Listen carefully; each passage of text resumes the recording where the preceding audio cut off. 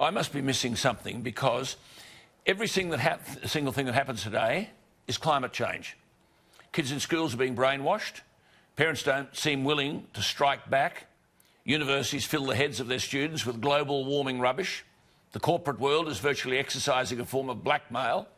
Superannuation funds say if this particular corporation or that particular corporation doesn't have a climate change strategy, we won't invest.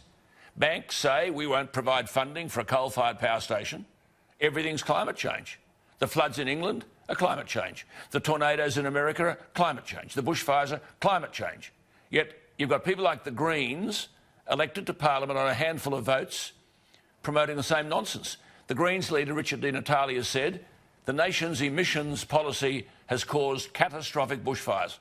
Senator Jordan Steele-John from WA, a young fellow, said the major parties were, quote, no better than a bunch of arsonists. And that Adam Bant said of Senator Steele-Young, as I said, who's quite young, that he was, quote, part of a generation that's terrified and aghast with what they're seeing with the climate crisis. Well, it is we who should be terrified and aghast that people of such intellectual dishonesty are in the national parliament. This stuff is damaging, it's dangerous, and it's everywhere. We're in a cultural war. Climate change is the new religion.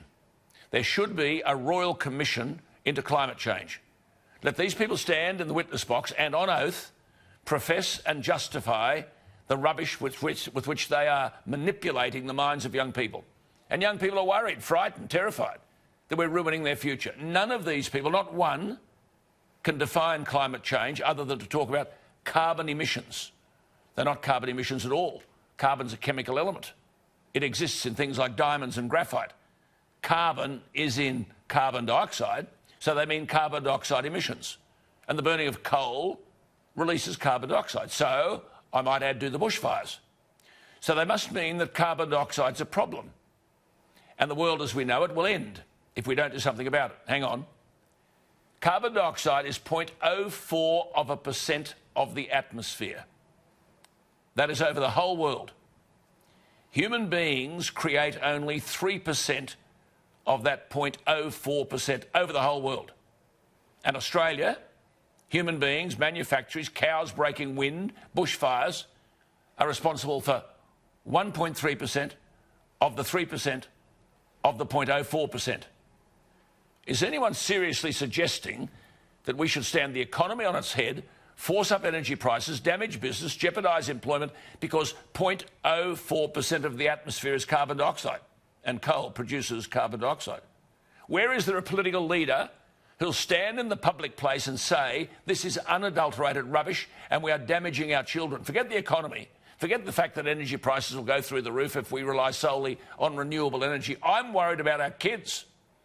They're being fed this garbage from kindergarten to primary school to secondary school to university, in the media, in business, in politics. It's a disease. And it seems to have us by the throat.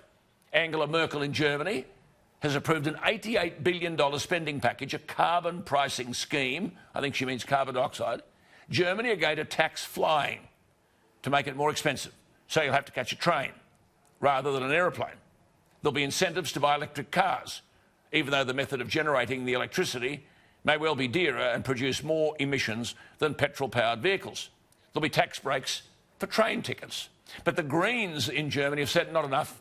Quote, you've failed in humanity's task of protecting the climate. We have a serious crisis on our hands worldwide. We are feeding our young people with dishonesty. These people can't define climate change. They can't define what's causing it, if it is existing.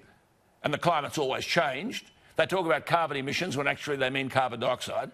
And carbon dioxide is 0.04% of the world's atmosphere. And economies everywhere are being stood on their head.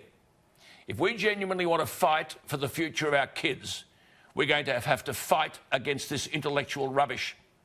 And it appears that only a few of us are prepared to step into the ring.